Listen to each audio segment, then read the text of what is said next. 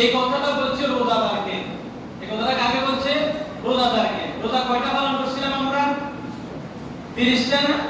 তো 30টা রোজা, একটা রোজা একটা নেকি, একটা রোজা একটা নেকি। একটা নেকি 10 দ্বিগুণ দিলে কত হয়? 1 এর 10। তো 30 এর যদি 10 দ্বিগুণ দেন কত হয়? 3 10 এ 30, 300 হয় না? 3 10 এ 30, 300 হয়নি? 300। এবার আসেন 6 রোজা, প্রত্যেকটা রোজাকে 10 গুণ করে সওয়াব দিবেন। তো 6 10 এ 60, মোট কত হলো? 360। আর কদিন রয়েছে? আরো 5। 2 ঈদে 2 দিন, কুরবানির ঈদে 3 দিন রোজা রাখা হারাম। রমজান ঈদে রোজা রাখা যায়নি, কুরবানির ঈদে রোজা রাখা যায়নি, কুরবানির ঈদের পরে 11 12 13 তারিখ রোজা রাখা যায়নি। তাহলে কয় দিন গেল? 5 দিন। এবার হিসাব করেন বছরে কত দিন? 365 দিন। 365 দিনের হিসাব আল্লাহ পাক রব্বুল আলামিন মুহাদ্দিসিন কেরামকে দিয়ে শিখিয়ে দিয়েছেন। বান্দা, আমি কোরআনে কারীমের ভিতরে যে কথা বলে, আমার রাসূল হাদিসের ভিতরে যে কথা বলে, এগুলা তোমাদেরকে শুধু মুখের ভাষা হিসেবে নয়, প্র্যাকটিক্যালি তোমাদেরকে হাতে কলমে বুঝাই দিলাম। কানা কাসিয়ামিদ দাহার, 1 বছর রোজা রাখলে যে সওয়াব আমি দেব, ওটা কোরআনের ভিতরে আমি বলে দিলাম, হাদিসের ভিতরে বলে দিলাম, বাস্তবিক প্র্যাকটিক্যাল তোমাদেরকে বুঝাই দিলাম।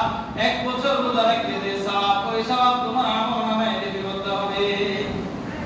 তাহলে বুঝা গেল ঈদের দিন রোজা রাখি না কিন্তু সওয়াব পাই গেছি না?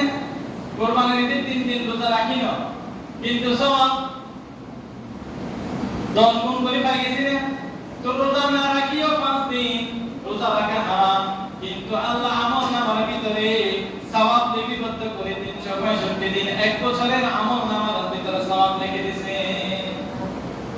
ইনশাআল্লাহ আমরা চেষ্টা করব যেন রমজান মাসে যারা আমরা রোজা রাখছি, যারা রমজান মাসে রোজা রাখেন নাই, তো তাদের জন্য 6 রোজা তো আমরা কথাই নাই। যারা মহিলারা আমরা রাখতেছি আলহামদুলিল্লাহ, আমরা 1 বছর রোজা রাখার সওয়াব আমাদের আমলনামায় থাকবে। ওয়া নবী সাঈদ আল-খুদরি রাদিয়াল্লাহু তাআলা আনহু قال نهى رسول الله صلى الله عليه وسلم عن صوم يوم الفطر والنهار।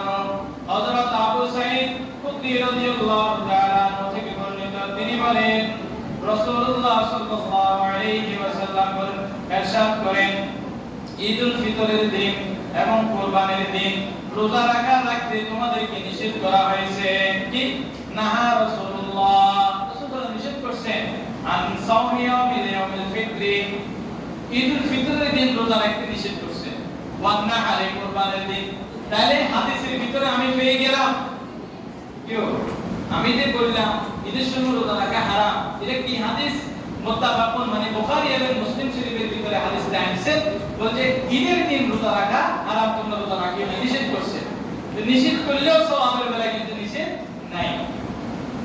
ওয়ান নুবাইশাতান হুদারি রাদিয়াল্লাহু তাআলা আনহু قال قال رسول الله صلى الله عليه وسلم أيام التشريق أيام أكل وشرب وذكر الله।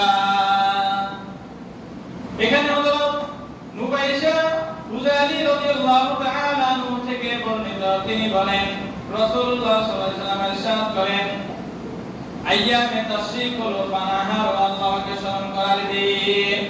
আইয়ামে তাশরিক মানে কুরবানির ঈদ পালন করার পরে আমরা তাকবীর বলি না, আল্লাহু আকবার আল্লাহু আকবার, লা ইলাহা ইল্লাল্লাহ আল্লাহু আকবার আল্লাহু আকবার ওয়া লিল্লাহিল হামদ। 3 দিন পর্যন্ত বলি, 13 তারিখ আসর পর্যন্ত।